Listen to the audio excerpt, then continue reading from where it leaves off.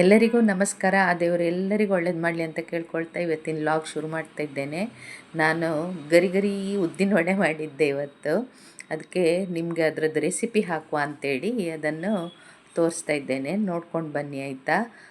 ಯಾವ ಥರ ಹೋಟೆಲ್ ಶೈಲಿಯಲ್ಲಿ ಗರಿ ಗರಿಯಾದ ಎಣ್ಣೆ ಹೀರ್ಕೊಳ್ಳದೇ ಇರುವಂಥ ಉದ್ದಿನ ವಡೆ ಮಾಡೋದು ಹೇಗಂತ ನೋಡುವ. ಇಲ್ಲಿ ನಾನು 1 ಲೋಟದಷ್ಟು ಉದ್ದಿನ ಬೇಳೆಯನ್ನು ನೆನೆಸಿಟ್ಕೊಂಡಿದ್ದೇನೆ.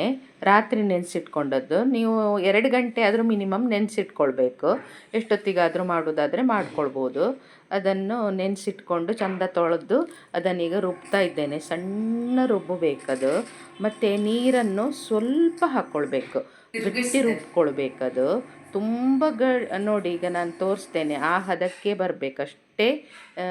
ಇದು ಸಣ್ಣ ಮತ್ತು ಅಷ್ಟೇ ಹದದಲ್ಲಿ ಇರಬೇಕು ಆ ಹಿಟ್ಟು. ಆ ಥರ ಸಣ್ಣ ಮಾಡ್ಕೊಳ್ಬೇಕು. ಹೆಚ್ಚು ನೀರು ಹಾಕ್ಕೊಳ್ಬಾರ್ದು. ಒಂದು 4 ಸ್ಪೂನಿನಷ್ಟು ನೀರು ಹಾಕಿದ್ದೇನೆ ನಾನು ಅದನ್ನು ರುಬ್ಬಲಿಕ್ಕೆ. ನೋಡಿ, ಈ ಥರ ಇಷ್ಟು ಗಟ್ಟಿ ಆಗಬೇಕದು. ತುಂಬ ಗಟ್ಟಿಯೂ ಮಾಡ್ಕೊಳ್ಬಾರ್ದು, ಆಗ ಉದ್ದಿನ ವಡೆ ಗಟ್ಟಿ ಗಟ್ಟಿ ಥರ ಆಗುತ್ತೆ. ಈ ಥರ ನೋಡಿ, ಈ ಹದದಲ್ಲಿ ಇರಬೇಕು. ಇದಕ್ಕೀಗ ನಾನು 2 ಹಸಿಮೆಣಸು, ಆಮೇಲೆ 1 ಇಂಚಿನಷ್ಟು ಶುಂಠಿ ಮತ್ತು ಒಂದು ಸ್ವಲ್ಪ ಕರಿಬೇವನ್ನು ತಗೊಂಡಿದ್ದೇನೆ. ಅದನ್ನೆಲ್ಲ ಸಣ್ಣ ಕೊಚ್ಚಿ ಇಟ್ಕೊಂಡು ಈ ಹಿಟ್ಟಿಗೆ ಕಡ್ದಿಟ್ಟಿರುವ ಹಿಟ್ಟಿಗೆ ಮಿಕ್ಸ್ ಮಾಡ್ಕೊಳ್ತಾ ಇದ್ದೇನೆ. ಇದಕ್ಕೆ ರುಚಿಗೆ ತಕ್ಕಷ್ಟು ಉಪ್ಪು, ಇಂಗು, ಚಿಟಿಕೆಯಷ್ಟು ಸೋಡಾ ಪುಡಿ ಸಾಕು. ನಾನು ಹೆಚ್ಚು ಹಾಕೋದಿಲ್ಲ. ನೋಡಿ, 2 ಸ್ಪೂನಿನಷ್ಟು ರವೆ ಹಾಕ್ಕೊಳ್ಬೇಕು. ಅಕ್ಕಿ ರವೆ ಸಾಕಿಷ್ಟೆ. ಕೊಬ್ಬರಿ ಚೂರು ಇಷ್ಟ ಇದ್ದವ್ರು ಹಾಕ್ಕೊಳ್ಬೋದು. ಈ ಥರ ಮಾಡ್ಕೊಳ್ಬೇಕು.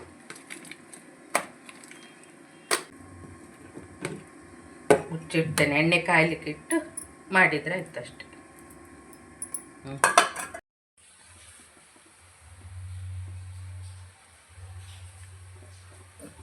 ಎಣ್ಣೆ ಕಾಯ್ತಾ ಬಂತದು. ನೋಡ್ಲಿಕ್ಕೆ ಒಂಚೂರು ನೀರು ತುಂಬಿರ್ತದೆ.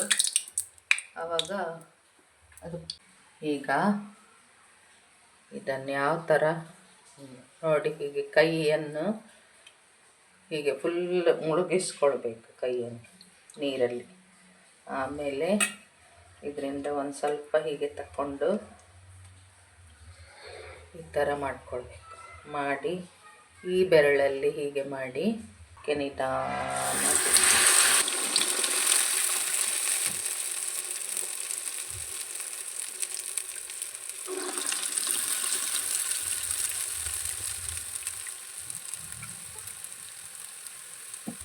ಇಲ್ಲಿ ನೋಡಿ, ಈ ಥರ ನಾವು ವಡೆ ಬಿಟ್ಕೊಂಡಾದಮೇಲೆ ಈ ವಡೆಯನ್ನು ನಾವು ತುಂಬ ಕಾಯಿಸೋ ಮೊದಲು ಒಂದು ಸಲ ಎಲ್ಲ ವಡೆಯನ್ನು ತೆಗೆದಿಟ್ಕೊಳ್ಬೇಕು. ಆಮೇಲೆ ಪುನಃ ಅದನ್ನು ಅದೇ ಎಣ್ಣೆಗೆ ಹಾಕ್ಕೊಂಡು ಕಾಯಿಸ್ಕೊಳ್ಬೇಕು. ಪುನಃ ಸ್ವಲ್ಪ ಕಾದ ಮೇಲೆ ತೆಗೆದಿಟ್ಕೊಂಡು ಪುನಃ ಆ ಎಣ್ಣೆಗೆ ಬಿಡಬೇಕು. ಆವಾಗ ಅದು ಕರೆಕ್ಟ್ ಬರ್ತದೆ, ಗರ್ಗರಿಯಾಗಿ ನಿಮಗೆ ಒಳ್ಳೆಯದಾಗಿ ಬರ್ತದೆ. ಇದೊಂದು ಟಿಪ್ಸ್. 2ನೇ ಟಿಪ್ಸ್ ಏನಂದರೆ, ನಾನು 2 ಚಮಚ ರವೆ ಹಾಕ್ಕೊಂಡಿದ್ದು ನೋಡಿ, ಅಕ್ಕಿ ರವೆ. ಅದರಿಂದ ಈ ಉದ್ದಿನ ವಡೆ ಗರ್ಗರಿಯಾಗಿ ಬರುತ್ತೋ ಮತ್ತು ಎಣ್ಣೆ ಜಾಸ್ತಿ ಹೀರ್ಕೊಳ್ಳೋದಿಲ್ಲ ಈ ಥರ ಮಾಡಿದರೆ.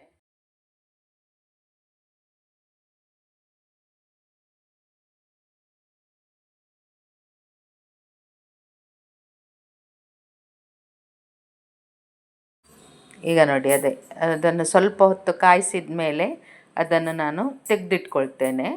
ಆಮೇಲೆ ಪುನಃ ಅದು ಎಣ್ಣೆಗೆ ಬಿಡಬೇಕು. ಅದನ್ನು ಸ್ವಲ್ಪ ಕಾಯಿಸಿದ ಮೇಲೆ ಪುನಃ ಅದನ್ನು ಎಣ್ಣೆಗೆ ಬಿಡೋದು. ನೋಡಿ, ಈ ಥರ ಹಾಗೆ ಮಾಡಿದರೆ ನಿಮ್ಮದು ಉದ್ದಿನ ವಡೆ ತುಂಬ ಒಳ್ಳೆಯದಾಗ್ತದೆ.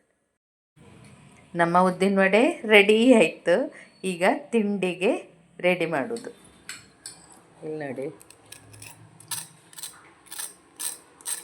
ಸೌಂಡ್ ನೋಡಿ, ಎಣ್ಣೆ ಇರಲಿಲ್ಲ, ನೀವು ನೋಡಿ.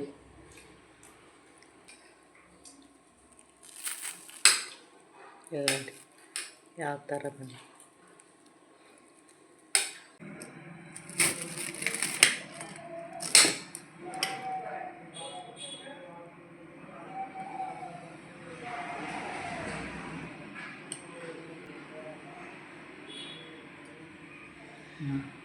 ಸಾಕು.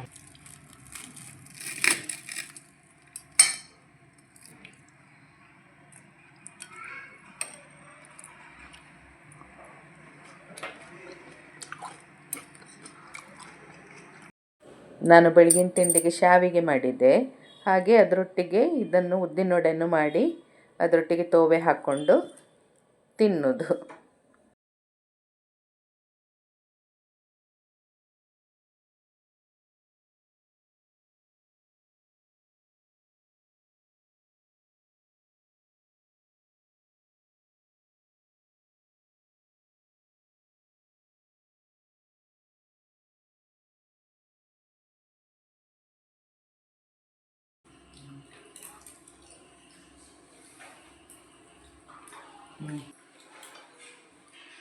ನಂದು ದೊಡ್ಡಣ್ಣನಿಗೆ ಉದ್ದಿನ ವಡೆ ಮಾಡಿ ಕೊಡು ಅಂತಿದ್ದ, ಅದಕ್ಕೆ ನೆನಪಾಯ್ತು, ಅದಕ್ಕೆ ಮಾಡಿದೆ ಇವತ್ತು. ಇನ್ನೊಂದು ಗೋಳಿ ಬಜೆ ಮಾಡಿ ಕೊಡ್ಬೇಕಂತ.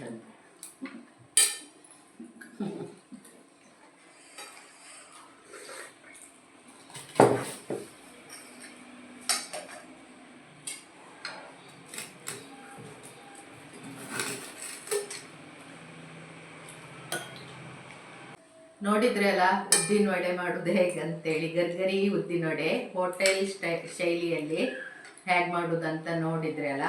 ಮತ್ತು ಇದು ಎಣ್ಣೆನೂ ಹೀರ್ಕೊಳ್ಳೋದಿಲ್ಲ ನೀವು ಈ ಥರ ಮಾಡಿದರೆ. ನಾನು ಇಲ್ಲಿಗೆ ಈ ವ್ಲಾಗ್ ಎಂಡ್ ಮಾಡ್ತಾ ಇದ್ದೇನೆ. ನೀವು ನನ್ನ ಚಾನಲನ್ನು ಸಬ್ಸ್ಕ್ರೈಬ್ ಮಾಡ್ಕೊಳ್ಳಿ, ಶೇರ್ ಮಾಡ್ಕೊಳ್ಳಿ, ಲೈಕ್ ಮಾಡ್ಕೊಳ್ಳಿ. ಓಕೆನಾ? ಬಾಯ್, ಸಿ ಯು.